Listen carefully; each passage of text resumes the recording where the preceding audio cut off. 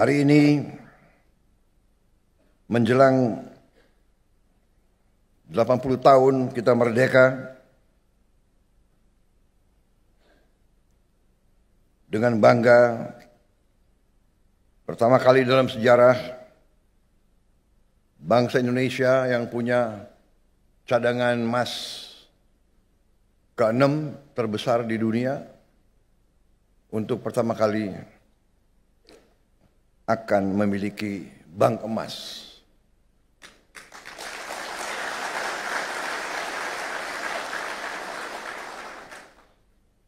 Saya ucapkan terima kasih atas semua pihak yang telah bekerja keras untuk mencapai hari ini. Saya paham bahwa persiapan bank emas ini memakan waktu cukup lama. Kalau tidak salah, lebih dari 4 tahun. Takdir saya bahwa saya yang resmikan.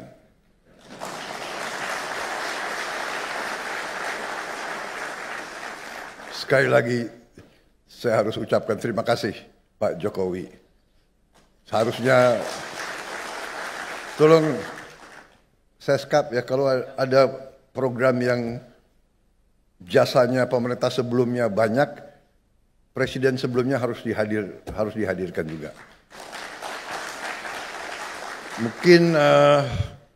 Mungkin besok saya akan ketemu Pak Jokowi, saya akan minta maaf. Minta maaf Pak Jokowi, Bapak yang bekerja keras dengan menteri-menteri Bapak. Padahal menteri-menteri Bapak banyak yang saya pakai juga. Kalau sudah timnya bagus, ya kan? Kenapa harus diganti gitu? Benar nggak?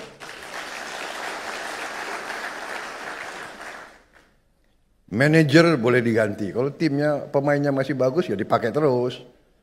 Asal kuat gitu. Kan begitu. Ya. Kalau nggak kuat ya boleh mundur. Ya. Tapi kayaknya masih kuat nih, ya kan? Oke. Jadi Pak Iyas ini sebenarnya banyak pengalaman hidupnya ya, bisnismen, juga aktif dalam berbagai kegiatan, dan ada satu catatan misalnya Pak Iyas ini sosok yang mengikuti, menyaksikan 7 presiden Indonesia. Yes. Nah, kan? Sampai sekarang berarti 8 ya? 8 presiden Indonesia gitu. Nah, saya pengen ngobrol-ngobrol nih Pak Iyas tentang perkembangan terbaru ya. Dan dengan lanskap yang sebegitu luas, pengalaman Pak Iyas yang begitu luas, kan bisa melihat dengan lebih lengkap lah gitu. Kemarin kan Danantara ya. Yep. Peluncuran Danantara itu kan yang menarik itu tamu-tamunya Pak Iyas. Ini sebelum kita ngomong soal Danantaranya ya. Jadi Pak Prabowo itu mengundang seluruh presiden yang ini ya, yang masih ada, kecuali satu, Megawati. gitu kan. Megawati, Wakil presiden semua hadir, bahkan Pak JK juga hadir kan. Terus Mbak Puan juga hadir, ya kan. Mewakili Mega kali. Nah itu saya nggak tahu lah gitu, kecuali Bu Mega. Nah terus narasi yang berkembang di medsos, misalnya oleh kawan kita lah, misalnya Denny Sergar gitu, misalnya bilang, wah Bu Mega ini perempuan yang dikeroyok laki-laki tapi tidak patah gitu ya. Jadi narasinya adalah seorang perempuan dikeroyok oleh laki-laki gitu. Tapi kan kita tahu bahwa ini penggambarannya nggak sesederhana itu gitu. Ini Pak Prabowo kan tipe orang yang merangkul ya, pemimpin yang merangkul, concernnya kan kerukunan elit, terus dan itu diwujudkan gitu loh. Semuanya dirangkul. Nah tapi Bu Mega kan enggak gitu. Nah Pak Iyas membaca peristiwa kemarin tuh gimana? Kalau dari event itu ya Mas Sahal, satu tentang Pak Prabowo. Setelah saya pelajari, dulu kan saya juga berseberangan dengan Pak Prabowo. Saya juga kan. Tahu, kan. Waktu kita dengan Pak Jokowi. Nah, setelah baca-baca ya memang apa yang dikatakan almarhum Gus Dur benar. Prabowo ini orangnya kan ikhlas. Makanya begitu dia menang, dia sudah punya statement. Mari bareng-bareng ngurusin negara ini. Cuma ada ketegasan beliau bahwa yang nggak mau jangan ganggu. Nah itu harus dia dipegang. Yang nggak mau jangan ganggu. Maksudnya ya ini negara diurus harus dengan dengan ketenangan, dengan visi yang jelas dan sebagainya. Jadi jangan dirusuhin gitu. Nah, kalau kita tarik lagi terhadap Bu Mega, ya kita bukan mengatakan Bu Mega ngerusuhin, tapi stylenya Bu Mega seperti itu. Itu yang harusnya bisa dihindari gitu lah. Kalau sekarang malah orang-orang bilang kan semuanya jadi dimusuhi gitu kan, dari mulai Pak SBY, sekarang Pak Jokowi, Pak Prabowo pula nanti gitu kan, Gibran dan sebagainya. Buat satu tokoh politik yang mengatakan dirinya besar, anak proklamator dan semuanya, itu harusnya tidak direfleksikan seperti ini. Karena ini jadi titik balik kan. Jadi seolah-olah lu ngomong ini kok jadinya seperti ini. Nah, itu yang tidak baik. Karena kemarin itu bayangin itu, Pak SBY sama Pak Jokowi masuk kan di pengawas atau apa itu. Ya, betul.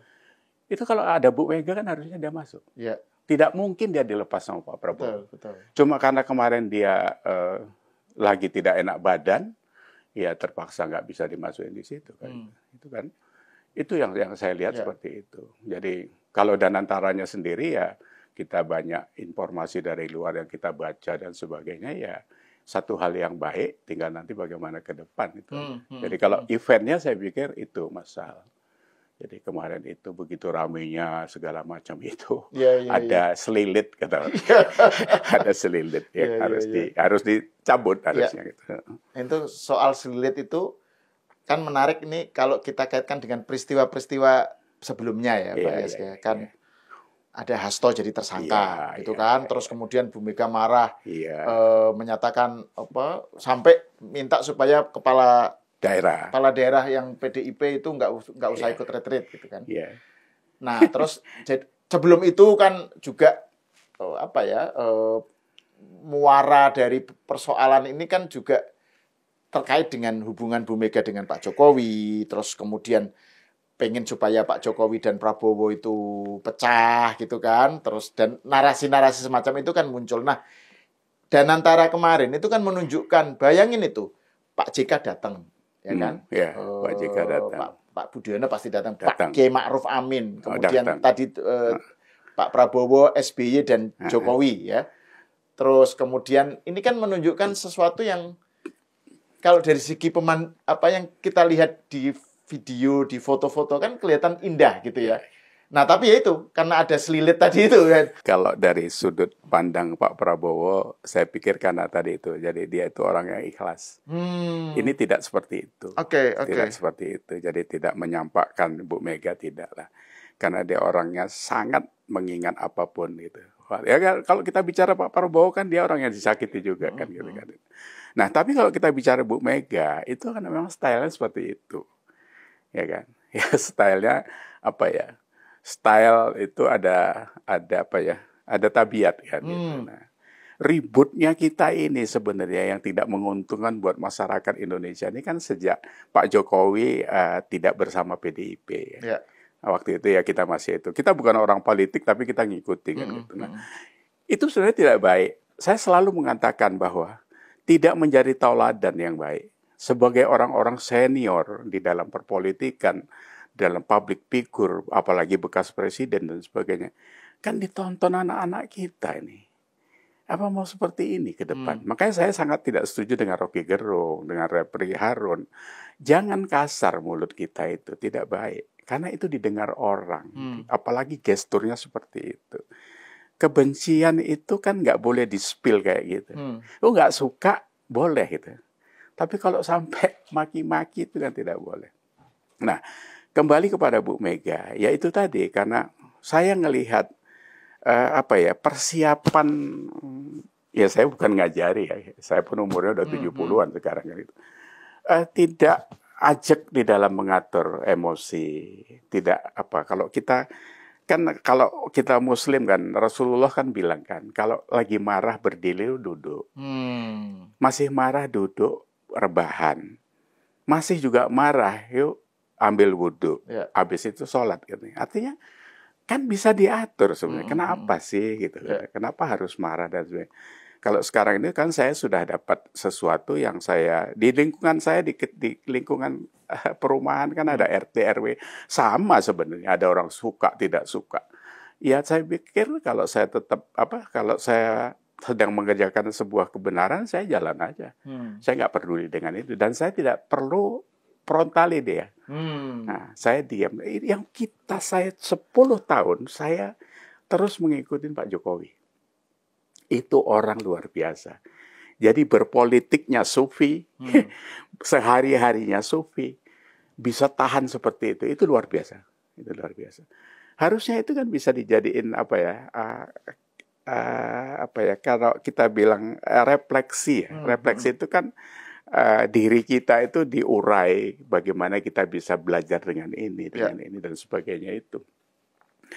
Tapi ya karena itu tadi bawaan itu terus yang paling saya sayangkan memang tidak bisa mungkin dimasukin dengan orang. Seperti kalau Mas Sahal ngomong sama saya, Pak Yas, mohon maaf saya rasa yang ini Bapak harus gini gitu. Kan saya harus terima dulu, terima itu. Tapi memang kalau yang seperti itu Anda harus siap memang. Jadi makanya kalau kita berdebat dengan orang katanya kalau berdebat dengan orang bodoh kan orang bodohnya jadi dua. Iya. Jadi breaking down ya, breaking down kita sendiri. Makanya kalau sudah kayak gitu lu tinggal aja gitu kan.